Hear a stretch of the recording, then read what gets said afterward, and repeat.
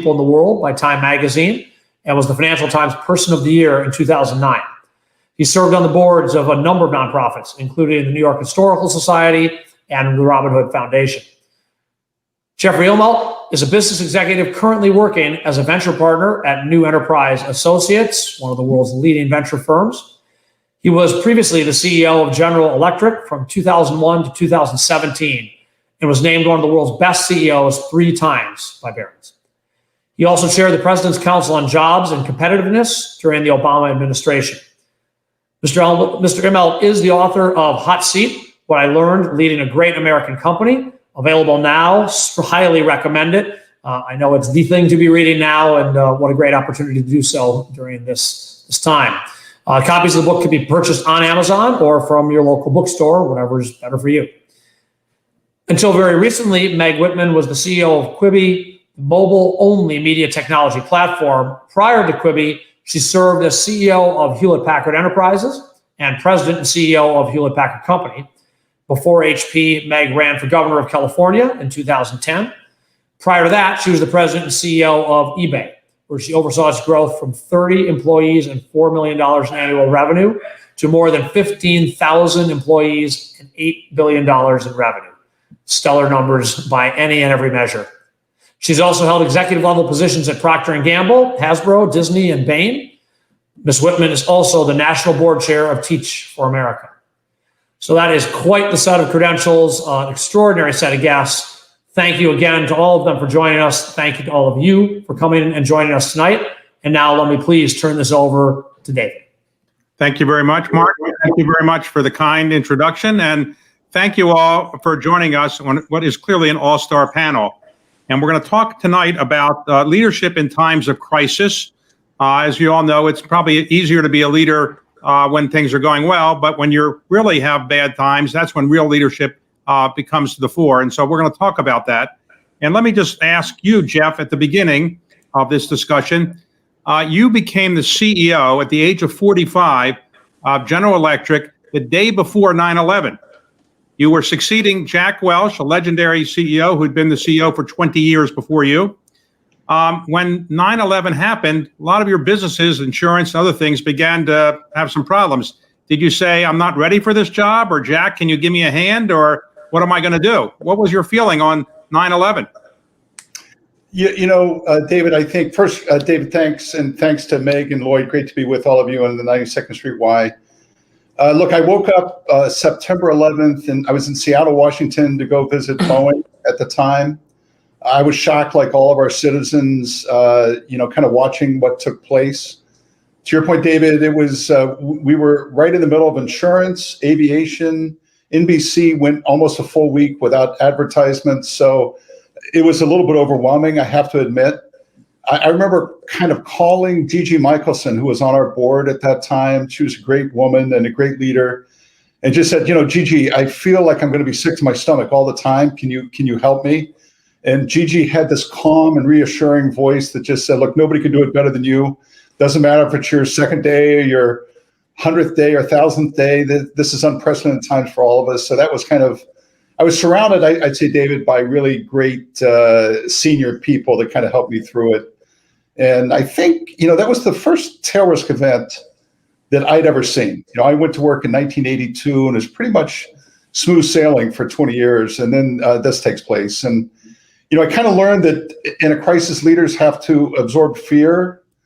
I think you're the communicator in chief, so you really have to own the messaging and the message.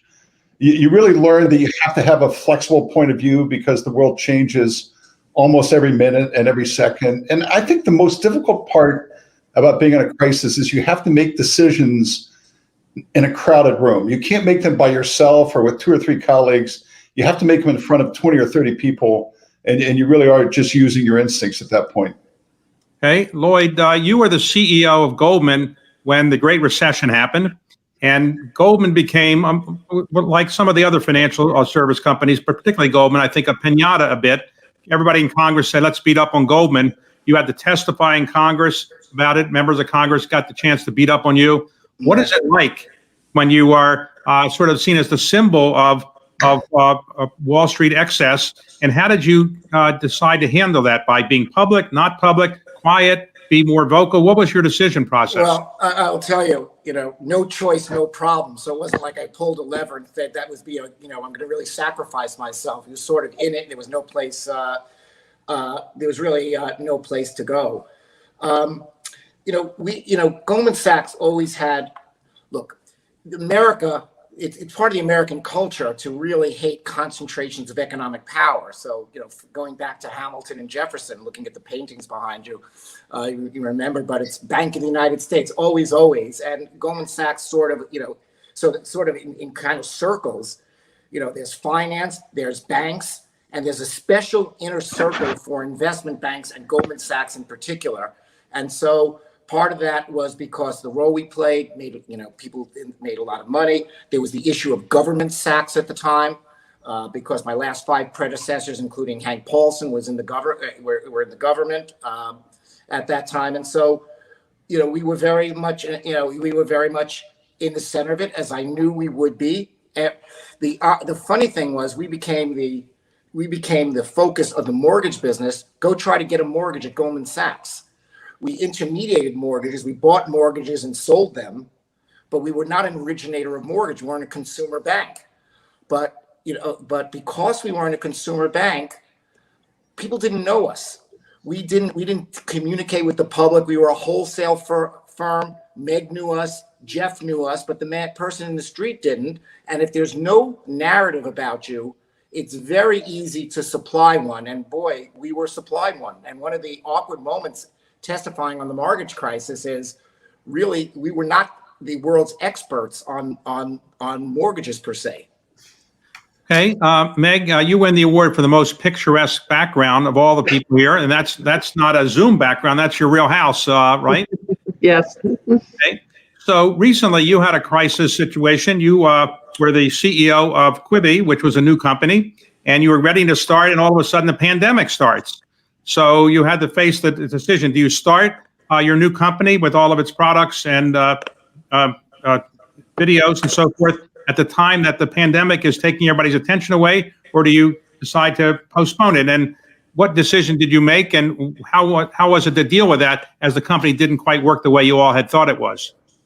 Right. Well, we had conceived a mobile app that was designed to bring Hollywood quality content to your mobile phone in short form. So everything on the app was less than 10 minutes. And the idea was that this video would be high quality content for on the go, in between moments.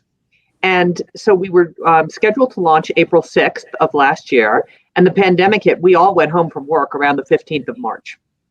So we launched 3 weeks into this. But the good news is we did think about, should we launch? My partner was Jeffrey Katzenberg, and we said, should we really launch? We are a mobile on-the-go app, and no one is on the go.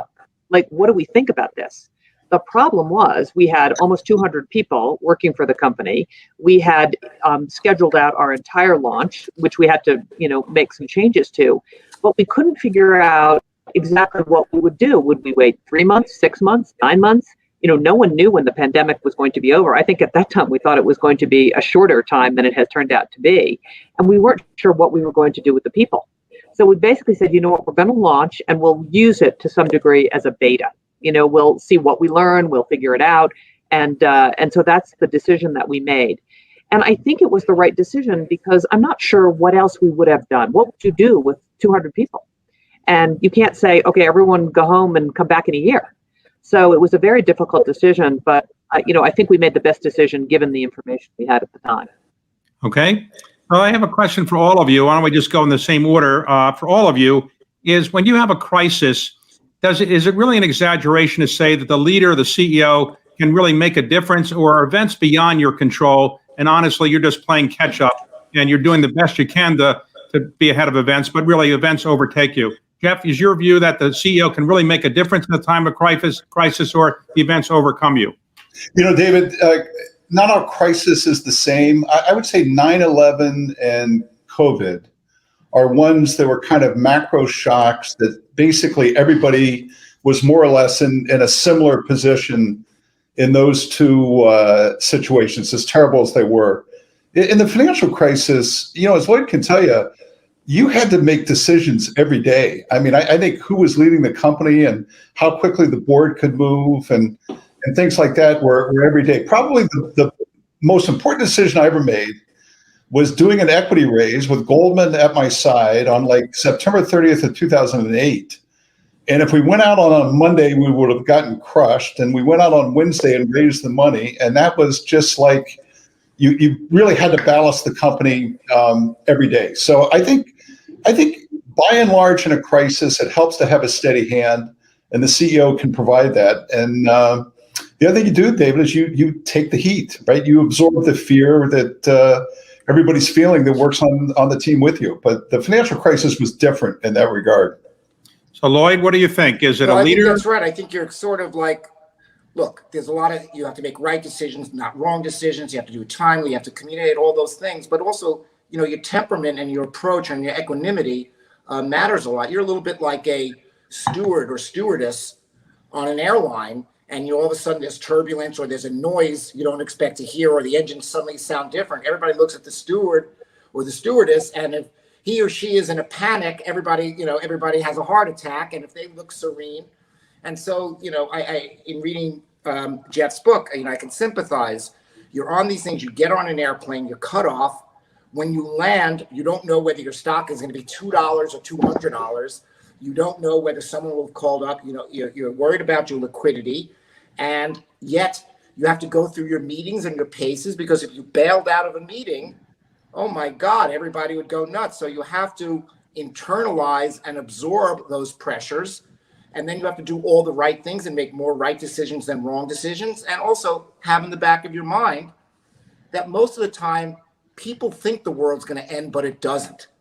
And one of the things that I would say that maybe is not intuitive is you have to make a lot of decisions, but I think people get screwed up by the decisions they make too abruptly and too absolutely, and then they have to live with them forever.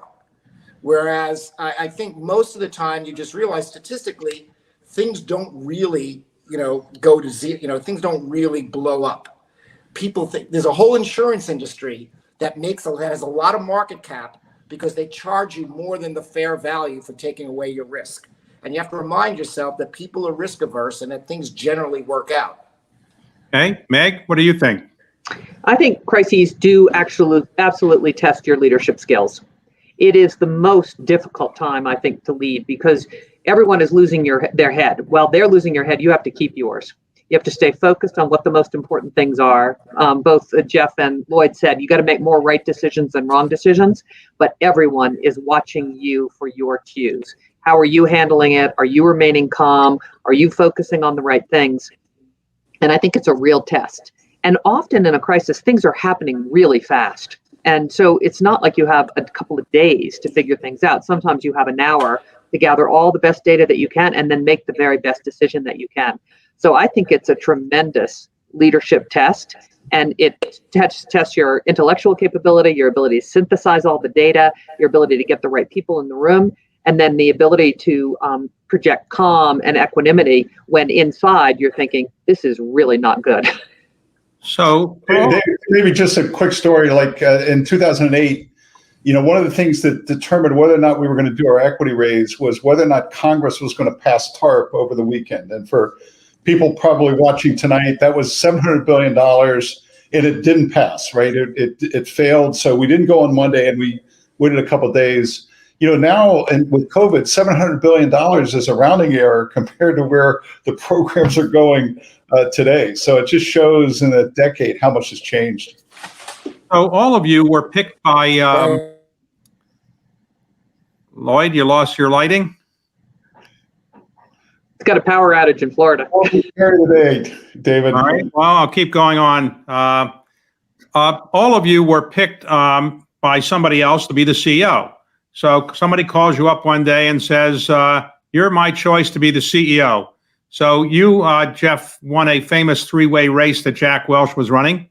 So when you be picked as CEO, do you say, I'm not sure I'm really ready for this job? Or do you say, if somebody else thought I was ready, I guess I am ready? Do you ever have self-doubt when that happened, when you were picked to be CEO, or you're past that at that stage? It's funny. The process I went through was so public and so grueling that basically when I got the call, I was just kind of happy that it was over and could take a breath for a day or two and at least have some certainty. But I'd say, I never really thought that I was ready for the job. I always knew that I was going to have to keep learning. And in my case, I had a couple people around me. Dennis Dammerman was the old CFO of GE for many years. And so I had 2 or 3 people around me that could kind of help guide me and coach me through the tough times. But I think it's kind of, you don't get the job for what you know, you get the job for how fast you can learn. And I never really, I always thought I could do the job, but I always thought I needed help to really get the job done. So Meg, when you were picked to be the CEO of eBay at that time, did you say, geez, I'm not ready to be the CEO? Or do you say, I'm really ready to be the CEO. I have no self-doubt? Yeah. Well, I was only 42 years old. And you have to remember, I think there's a difference between being asked to be the CEO of eBay and to be the CEO of General Electric. I mean, eBay was a brand new company. It was at the dawn of the internet. It was at the dawn of e-commerce. And so I was asked to be the CEO. I spent quite a bit of time with the founder. And I said, geez, I don't know exactly how to do this, but with the founder, I'm probably going to be able to figure this out. And I also knew right away that I wanted to have a fantastic board of directors. Boards sometimes don't get the credit they deserve. When you have a fantastic board, they can be your sounding board, your advisors, they can really be a part of success. And I give the board at eBay tremendous credibility and tremendous thanks for what they did in terms of, helping me to become a CEO, first-time CEO.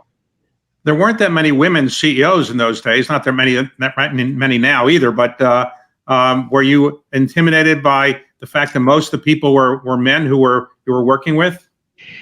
By that time, not really. I mean, I've always been just one of the only women in my class at Princeton. Was just the 4th class of women after Princeton had been all male for 250 years. Only about 15 to 20% of my class at Harvard Business School was women. When I joined Procter & Gamble, which was my first job out of Harvard Business School, there was 100 brand assistants. Jeff will remember this. We were almost there at the same time. There were 4 women out of 100. So I had sort of gotten pretty used to, being the only woman. And I said, okay, well, I probably can figure this out. And, as I said, relied on a lot of, great help and people to help me learn the job. Hey, Jeff, you've written a book, which I highly recommend to people. Here it is, called Hot Seat. And I read it and I highly recommend it. But I want to ask you, frankly, why did you want to write this book? Because you talk about a lot of the mistakes that you made and a lot of the things didn't work well. A lot of people write books about how great they are and how every decision they made is perfect. And your book isn't that way. Did you ever think twice about writing this book? Oh, look, David, I thought 100 times about writing the book. I've had 3 or 4 years since I've left to kind of sit back and reflect and think about things I would have done differently or things I would have done the same. I think that in this era, truth equals facts plus context. And the context around GE has gone missing. And I think that's been to the detriment of the company and the people. I know people will criticize me, and I accept that, and I'll think about that the rest of my life. But there's no reason to let things that aren't true stand as true, right? So I hired a co-writer. We took our time. She spoke to 75 of my colleagues. I've had 20 or 30 GE people read it cover to cover to make sure it's accurate. And so I think what you're going to see is the good and the bad. You're going to get a chance to sit in the decision seat and see what you would do, and it's raw. And it's honest and it's painful, but maybe it's useful to people. And I would say in the world we live in today, David, raw may not be bad. Difficult thing, knowing what it feels like to get punched in the nose may not be a bad thing for people the way we are today. And you're going to get that sense if you read the book. Was it cathartic to write the book or painful? I think it was painful and cathartic at the same time. What you learn when you do a book like this, particularly when you talk to 75 of your colleagues and friends and people in the ecosystem, is that everybody remembers the 70% of every story where they're the hero, and they don't remember the 25% of the time when they were a jerk. But when you put them all together, you get a rounded out story. And when you write your book, look, David, I'm giving all the proceeds from the book to my high school, so this is not about earning money or anything like that. I just wanted a more complete story to be told, right? And in that way, it's satisfying. Lloyd, Welcome back, Lloyd. I assume somebody who didn't like Goldman was interfering with your electricity for a Well, while. I'm calling from a third world red state right now. So, So, yeah, Lloyd, you and I both grew up in similar circumstances. Our fathers worked in the post office and were not highly paid executives on Wall Street. And then you later become the CEO of Goldman Sachs, and Goldman Sachs is seen as the center of greed and making money and avarice. Did you find it strange that you were considered to be a wealthy plutocrat when you grew up in very modest circumstances and you became the symbol of wealth? Did you find that strange? well, to answer totally honestly, I mean, I think my overriding insecurity prevented me from ever feeling comfortable or secure or well-to-do. And so I realize, I realize I'm fine and I achieved, a pretty high level, but I'll tell you, deep inside, I didn't suffer from that. I'm still the best manifestation you'll ever see of the imposter syndrome. I still every day, hope I get through another meeting without people discovering. Okay. So, Meg, one of the most legendary, or perhaps the most legendary company in Silicon Valley, for most of Silicon Valley's history, was Hewlett Packard. And when you became the head of Hewlett Packard, you ultimately decided to break the company in two, in effect, and to sell off for the computer business. Was that a difficult decision? People criticize you in Silicon Valley for kind of selling off a part of the legendary Hewlett Packard. And why did you decide to do that? Yeah. Well, it was very clear when I arrived at Hewlett Packard that the company was in very tough shape. And there was many of the businesses were on the wrong side of history. And so we had to say, what is the right thing to do here from a strategic perspective? And ultimately, we decided that, there was a time when the IT supermarket was the right strategy. When maybe a financial services strategy was the right. Do you remember Citibank that had, every different kind of financial services? It was a one-stop shop. Well, HP was a one-stop shop for IT, which was probably the right strategy in the 80s. It was not the right strategy, in 2011. And so we said, in order to give this company a chance to win the different businesses, we are just simply too big. We are a $125 billion company with 320,000 employees, 80,000 contractors in 190 countries with 7 major lines of business. And so we decided to split HP into two. And interestingly, there were 2 Fortune 50 companies within HP. So when we split, there were now 2 Fortune 50 companies. And it was a very scary decision because, you don't want to do something that's going to hurt the company. Listen, it had been a very proud and successful company for many years, but ultimately it became very clear to me and to the board, and they were my partners in this, that this was the right thing to do. And so we executed it, which took well over a year. And the results have been really quite strong. And we created tremendous shareholder value. But perhaps more importantly, we gave these 2 major businesses a chance to win on their own, to stand on their own 2 feet, to have a P&L that was appropriate for the businesses that they were in. And listen, a lot of old-time HP executives thought I was crazy. I got a fair amount, I'm sure Jeff got a fair amount of hate mail during his time at GE. But once you have an agreement, you got to say, you know what, we're now going to execute to the very best of our ability. And I'm really proud of how we executed. In a similar fashion, Jeff, you have Jack Welch, who's still was still very prominent, going on television, writing, commenting. And at the time, you were agreeing to sell some of the things he had bought, like NBC and so forth. What was it like trying to say to the world, Jack Welch made decisions, but actually my decisions are better and I'm going to sell the things he bought? Was that an easy day at the office for you? Yeah, right. Look, I mean, Jack was a great CEO, and I loved working, for him, and I loved everything about him, and really to this day, he may be the best CEO I've ever seen, David. But times change, the 2000s were different than 1980 and 1990, and I knew that, and most people knew that. So you had to plot on, and I think to what Meg was saying. What made GE unique is we had this huge finance company and a huge industrial company, but one balance sheet, right? So it created so many boundary conditions around the company that made, despite the fact we did dispositions and things like that, it made maneuvering really difficult because the rating agencies depend on the industrial cash flow. We needed the cash from GE Capital to grow the industrial business, and so it was a real complication that really took us a long time to sort out. And I'm not sure we ever did a great job of it. So you just had to go. You just had to plot on and know that we were in such a different era that comparisons just didn't matter. So let me ask you all the same question, and I'll start with Jeff, and we'll work around again.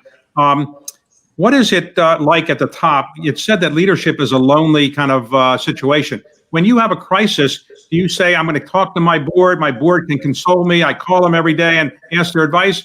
Or do you basically feel you're there by yourself in the end, and if something goes wrong, you can't blame the board? So Jeff, what is it like at the top? Are you making decisions yourself, or you can say to the board, it's really your fault because you helped me make these decisions? Listen, I think I'm always a fan of making decisions in a crowded room. I'm always a fan of, look, and I go back to the financial crisis. My board was fantastic.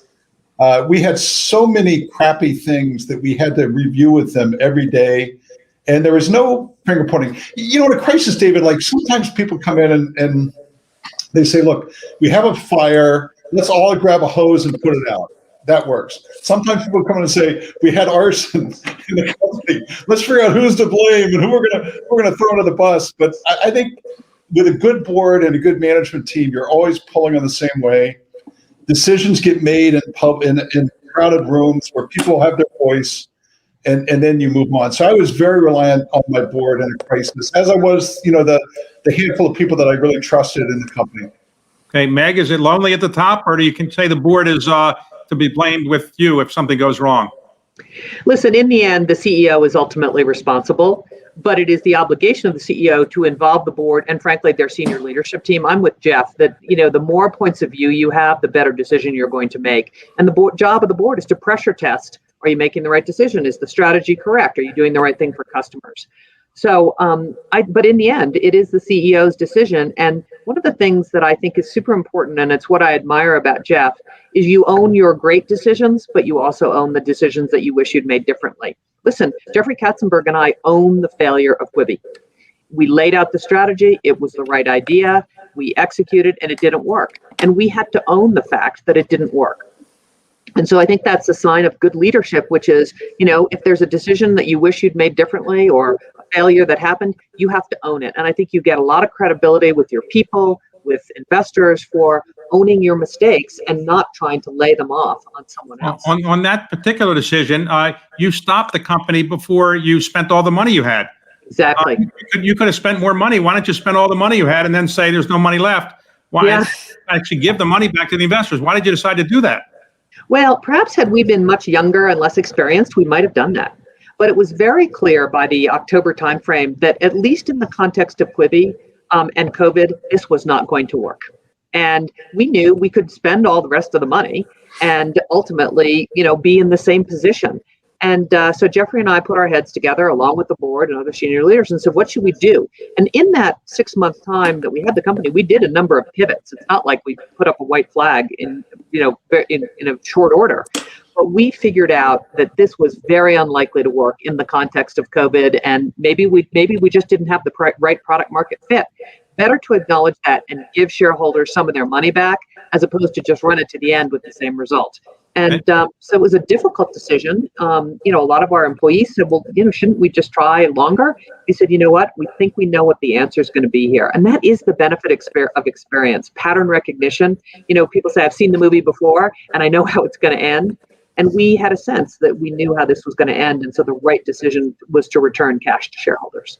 So, Lloyd, is it lonely at the top? And how lonely was it when you had to face the prospect that maybe Goldman couldn't survive during the financial crisis? It's complicated because that certainly was, the financial crisis came in 2 parts for us. The first part was existential because Lehman, we were the biggest risk taker, had one of the biggest balance sheets involved in risk going into the financial crisis.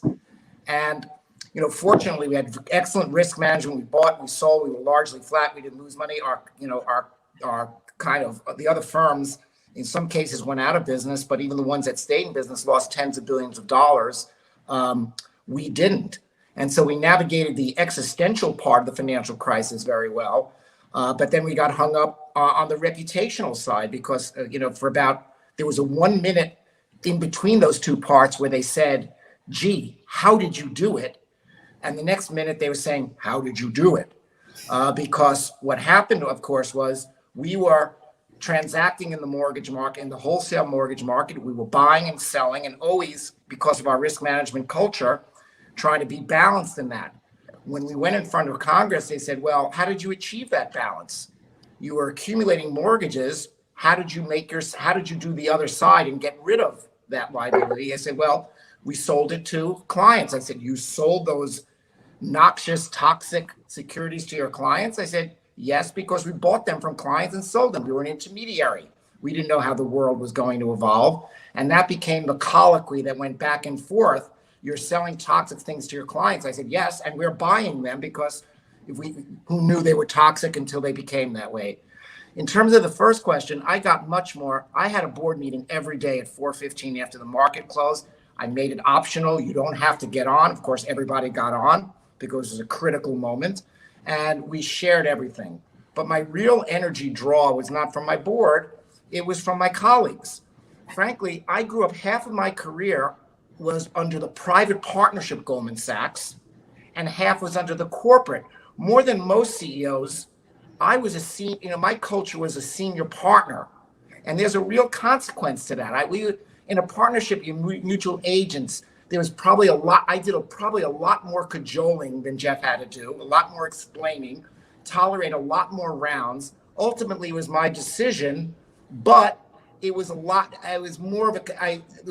more culture of consensus building. Now, of course, in those critical moments, everyone's standing around like a chirping bird waiting for you to deliver something to them. I'll say one last thing. Goldman Sachs, for sure, was a much easier firm to run in a crisis than it was in better times. I didn't enjoy the crisis, but in a crisis, everyone's scared, nervous, everyone pulls together, everyone's afraid to look like they're behaving selfishly because they're magnanimous, because they want to get through and they want to be thought of well. When everything gets good again, everybody wants 170% of the improvement. Because after all, look at what they invest in, look what they work their way through, and they're owed. And I've always thought that it was a much easier place to run when people were nervous and scared than it was when people were feeling flush and that they were contributing more than 100% of the value. So for all of you, what would you say in a time of crisis was your best decision, and what was the decision you might like to take back, let's say? Jeff? Oh, gosh, I would say the best decision I made, David, was doing an equity raise on the day that Washington Mutual went bankrupt. It was kind of September 30th of 2008. It was basically the only window of time that I had to make a decision like that, and it was critically important and very successful, let's say. So that would have been the best decision. And for that, I got the hell beat out of me by everybody. How can you do an equity raise? Why didn't you? Blah blah blah. So sometimes your best decisions you can't decide. I'd say my worst decision was after 9/11, that we could have acquired our entire supply chain for 10 cents on the dollar. And we would have made so much money in the aviation sector over the next 20 years. Instead, we let Carlyle do it, and you made all the money at that time period. But we could have bought every supplier in the aviation sector for 10 cents on the dollar. And some people wanted to do it, and I wasn't comfortable. I wasn't ready to make that move. So that was my worst. Okay, Meg, what would you say? Best and worst? Yeah, I'd say probably my worst decision was not understanding how vulnerable eBay technology was, right after we had gone public. And listen, it was a startup. The code wasn't documented, but I was not a technologist at the time, and I did not understand how vulnerable we were. And we were growing so fast. We were growing at 70% compound monthly growth rate. Can you imagine? And frankly, the site, it was a site then, not an app, was not architected correctly. And I didn't understand that. And so on June 10th of 1999, we crashed the site. We were down for 22 straight hours. The CNN truck was parked outside of eBay wanting an hourly update on how we were doing bringing the site back. And our head of technology was on his first vacation in 3 years in Bonaire. And the worst decision was I didn't follow my instincts when I first came to the company and said, you know what, there's something not quite right here. Maybe my best decision was, if I think about HP, was actually splitting the company. It was a scary decision, but as I said before, it allowed the company to grow and thrive in these separate pieces, had a cost structure that was appropriate to the PC and printer business as opposed to a cost structure that was appropriate for the services or the software business. And so I think that was my best decision that, created a lot of shareholder value and frankly preserved two pieces of what was an iconic company. And it might not have survived had we not done that. I thought you were going to say your best decision when you bought something on eBay, it turned out to be a really good bargain and you're really happy with it. I assume that happened. That was true too. I did a lot of that. Okay. Right. So Lloyd, your best and worst decisions. Well, the best decision, I think, at the beginning of the financial crisis, back in 2007, before we knew how it would go, we had a very highly leveraged fund, Global Alpha. And it was about the time that Bear Stearns had a fund, and it was kind of an arbitrage fund. And this was a fund that would move about 3 basis points a day. I'm sitting in a moving theater. I'm looking at P&Ls that are coming out on the asset manager, and all of a sudden, this thing was down 6%. Not supposed to happen. This was about the time, just to put it in, that Bear Stearns had a big mortgage fund that ultimately went to zero and is a precursor of Bear Stearns going to zero. So we had this fund. At the time, Goldman Sachs was having a record year, in fact, had a record year that still hasn't been exceeded. The main Goldman Sachs was doing well, but our investors in this highly leveraged fund were losing dramatically and potentially could have lost it all. It was very highly leveraged. And a 20 times levered fund, if you sell an illiquid security and you drive the price down 5 cents, the dollar that you get disappears. So we were trying to liquidate it. And what we were doing was we were getting out of it, but had no money because it would get dissipated. What we decided to do was, instead of taking money out, we put billions of dollars in it to deleverage it by putting cash in. And then that would have generated a new crisis because the rating agents would have said, aha, you're really the guarantor of your money manager, of your asset firm. We went out and we got other independent investors and convinced them that they should invest, that the snapback in the fund would be profitable if we did this exercise, and it all worked out. And that fund eventually was down modestly, and then eventually came back. We survived, and we didn't take the reputational hit that Bear Stearns did, which ultimately led to very dire consequences there. I would say the worst decision was the long-running decision owing to our private status, which I didn't address in a timely way, was that we had no relationship with the general public.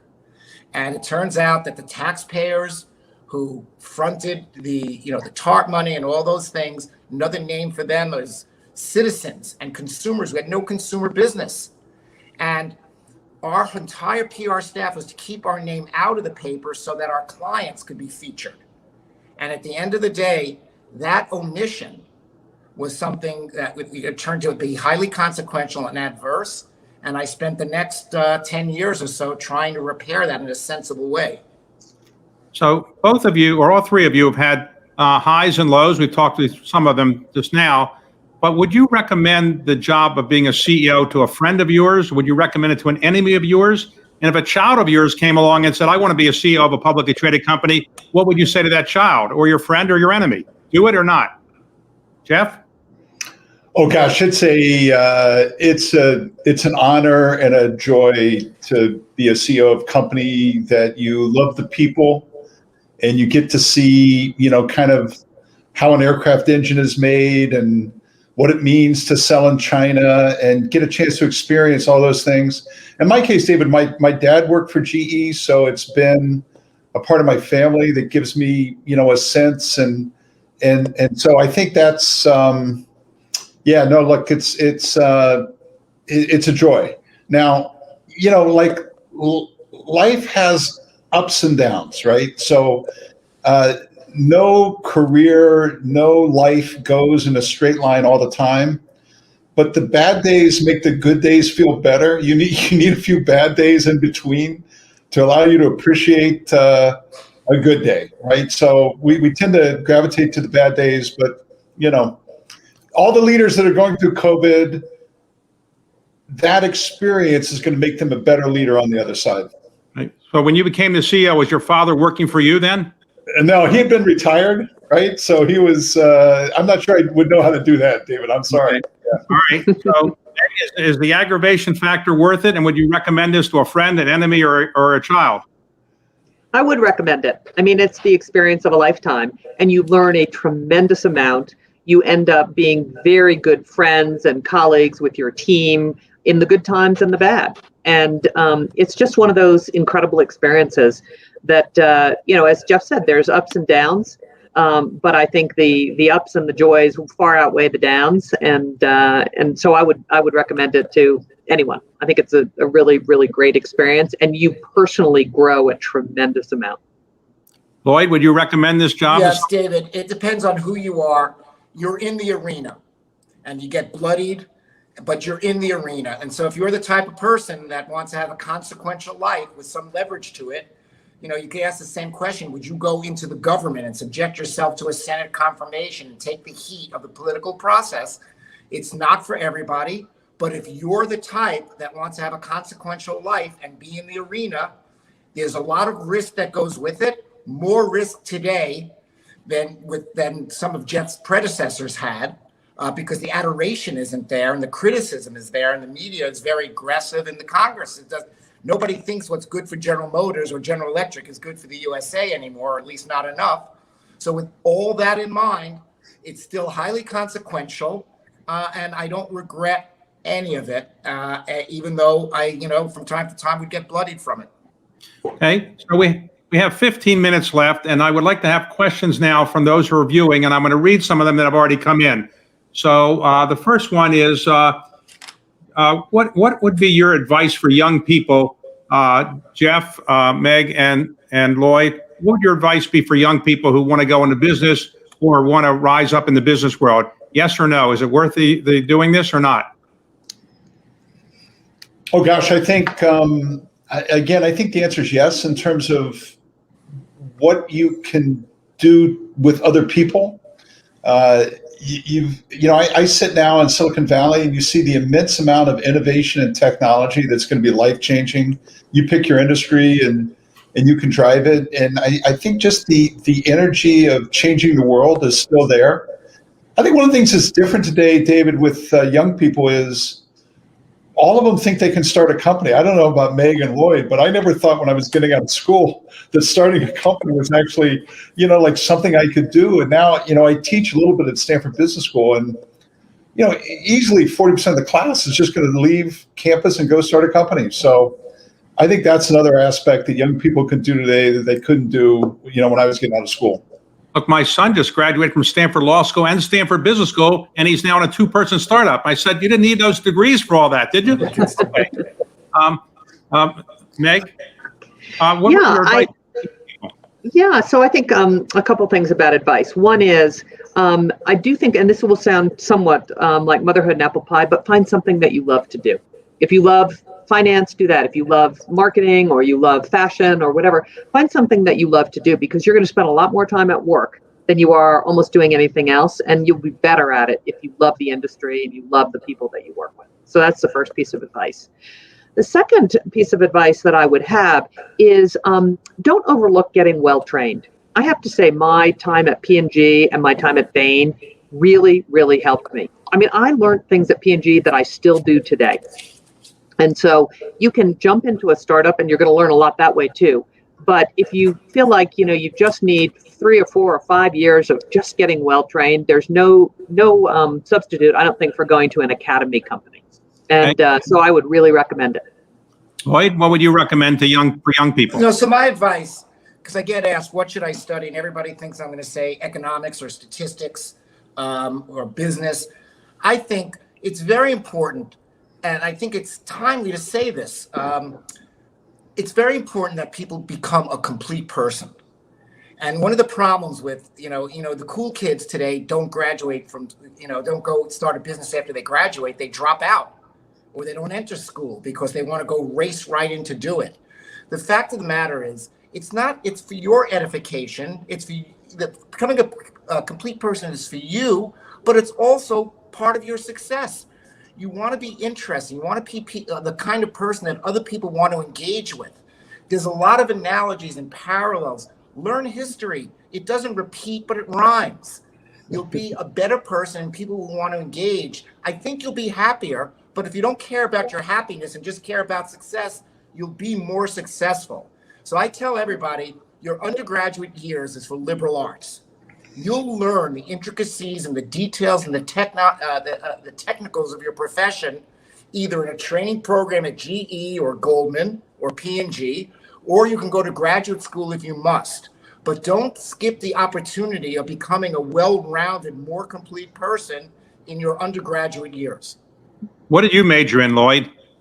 I majored in social studies, which was basically history and sociology. Right. And Meg, what did you major in? Economics. But I'd have a slightly different point of view than Lloyd. If I had it to do all over again and I knew what I knew now, I would make myself be an engineer, whether computer science or mechanical or aerospace or civil engineer, because I think the defining industry of the last generation, our generation in many ways, has been technology. But I think we are at the beginning, not the end of the technology revolution. Every business today is a technology business.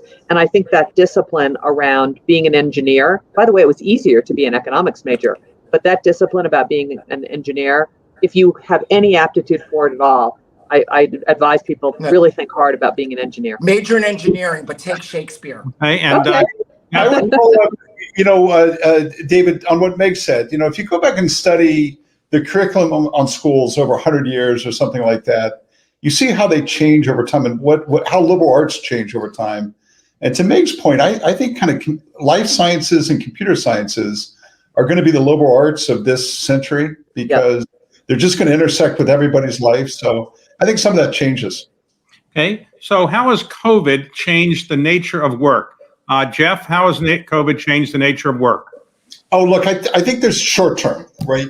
Short term, it's definitely made digital platforms succeed, and physical platforms are much more difficult. So if you're in the hotel business or the aviation business, you think your life is going to change forever. So there's a certain first wave that COVID changes. I think from a management standpoint, people are getting used to leading people that aren't next to them all the time. So I think there's more empowerment, there's more distributed leadership, and I think all those things are good. But I'm still somebody that wants to see what it feels like a year from now, once everybody has vaccines and the world kind of opens up again, to see how much of that snaps back. I still think people are going to get on planes, people are going to want to see each other, and some of this is going to snap back. But I say purely from a leadership, more empowerment, more distributed leadership. Meg, how has COVID changed the way people are going to work? Well, it's changed a lot, obviously, in the last year because we couldn't be together. So we had to figure out how to get it done. But I'm with Jeff. I actually think people end up going back to work. Maybe not 5 days a week, maybe 3 days a week. But maybe it's our age. I don't know. But I got to tell you, it's not the same on Zoom. And I love Zoom, but it's not the same as being in the room. I think that these kind of forums work pretty well for communications, for keeping people up to date, but real problem solving, I think, takes place in person. And I also think personal relationships are easier to develop and maintain, and trust is built by seeing each other in person, seeing how people act in the room. The other thing you can't really see on Zoom is the entire body. And I think that's super important. Perspective. So my view is I think people come back to work. Maybe not the way they did before, but I think people come back. Lloyd, what do you think? I think we go halfway back to where we were. I think there's a lot of things that Zoom is actually better for in a lot of ways, and a lot of things that you can't capture. I think early in your career, you need the engagement. You need to meet your clients. after the 47th time you've met your client, maybe you can do it by Zoom, and you don't have to fly to China for a 2-hour meeting to prove your bona fides that you're really committed. I think we go halfway back, not completely, and I do think it cycles through a career. I think if you are the first 5 years, you want to be there, and you want to engage, and you want to learn the ropes, and you want to make relationships. And after that, it's not as good, but in some ways, it's almost as good, or almost good enough, because I could do 40 of these meetings a day, but one flight to China just combobulated me for 3 days. Well, halfway would mean the offices are going to be in Miami Beach, but you'll have offices, right?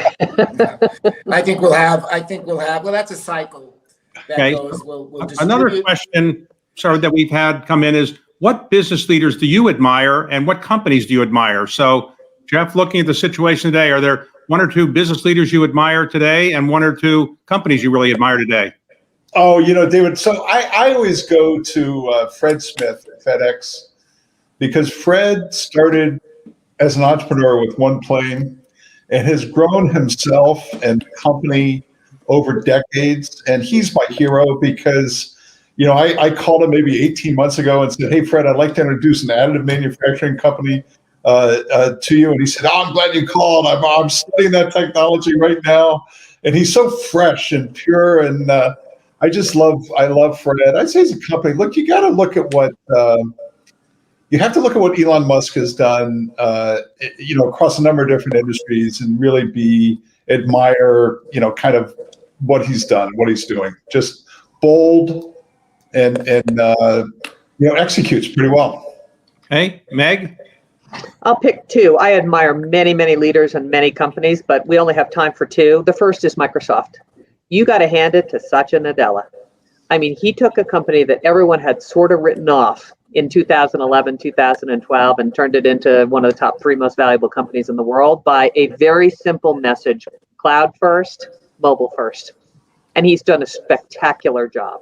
The other one you've got to admire is Apple. Steve Jobs and Tim Cook have done an amazing job. This device has changed everything, and created a whole revolution on so many dimensions. And by the way, they've kept it up. To Jeff's point about longevity, they've been on a roll for many, many, many years. And so I admire those 2 companies and Tim Cook and Satya. Okay, Lloyd? I go along the great visionaries. I add Jeff Bezos to that list, who just had a huge vision. If somebody would have explained to me 15 years ago what he was going to do, I would have scoffed at it. And to Meg's point, the combination of being a great visionary and being able to execute and deliver is absolutely extraordinary. Did people like that always exist and they never had an opportunity? Or are we just creating a new race of people that can do this? I think it's probably the former. I think we've gotten into a world where you can get your technology by calling up Amazon. You don't have to, you could start a business. Jeff talked about people starting a business. You used to need $50 million to start a business. Now you can do it with $50,000. You can share space. You can get your infrastructure. You can go a very long way. And I think, it's for those who think that there's, on some level, I think we have a mobility crisis in America, but for entrepreneurs, it's never been better. Never, ever been better. I agree, by the way, on Amazon and Jeff Bezos. That's another remarkable. Most folks don't create another line of business that's completely different than theirs. They buy it. And the fact that AWS was a homegrown business is super impressive. Mm-hmm. I assume it's only because of the shortness of time. None of you have mentioned private equity or private equity leaders, so I won't, because we're out of time. But we have time for one more question. And that question is, who do you really work for when you're the CEO? You're working for the shareholders, your employees, your customers, the public. Who do you really feel you're working for these days? Jeff? Look, David, this is like, what is the meaning of life? And, I'm happy to be retired. I would say, you have to tend to investors. You have to tend to employees. You intersect with government every day. There's all kinds of an ecosystem around companies. But when it really, really hits the fan, your people are who save you. Okay, so never forget that when you're really in crisis, when everything's bad, when everything's horrible, you better have a good relationship with the people that work with you, or else the rest of them don't matter. Okay, Meg? Well, it's easy to say all of the above, right? Because it's true. But I always try to start with customers. Because if you get it right for customers and you work backward from that, then you will be a success. And so, who are the right people who are going to serve the customers correctly? What are the shareholders investing in? They're investing in your ability to meet unmet customer needs and continue to deliver the value. So if I had to pick just one, I'd say you work for the customer. Lloyd? And maybe it's the lawyer. Maybe it's the lawyer in me. You work for the owners of your company, the shareholders, who are represented by a board of directors. Now, an enlightened shareholder base, an enlightened group of board members know that in order to accomplish the objectives of your owners, you better take account of all the other so-called stakeholders. But I know that people came out with a whole manifesto that we're no longer just working for shareholders. I don't know what any of that means. You work for your shareholders, and your shareholders require you to have. You won't have a company if you don't have great customer relationships or relationships with your employees. But this issue going around turning yourself into a pretzel about the political correctness of saying stakeholders and not shareholders, I don't find that has any meaning. Technically, and by the way, ideally, you work for your shareholders. Imagine you only had one shareholder. Sorry, shareholder, I work for somebody else, not you. But you work for your shareholder, but in an enlightened sense, you have to check all those other boxes, or else you're going to deliver back to your shareholders a bankrupt company. Now, if somebody is looking for a good book to read, does anybody have a recommendation of a good book that you might recommend to anybody? Thank you, David. Okay. I never go anywhere without it. There we are. I never go anywhere without it either. Thank you, team. More valuable than an American Express card. Don't go anywhere without this book. Great, thanks, David. Okay, Thanks. I want to thank you all for a great conversation, Jeff, Meg, and Lloyd, and thank the 92nd Street Y for making this possible. David, Meg, Lloyd, thank you very much. Great job, friends. David, as always. Thank you very much. Thanks. Take care. Bye-bye. Bye.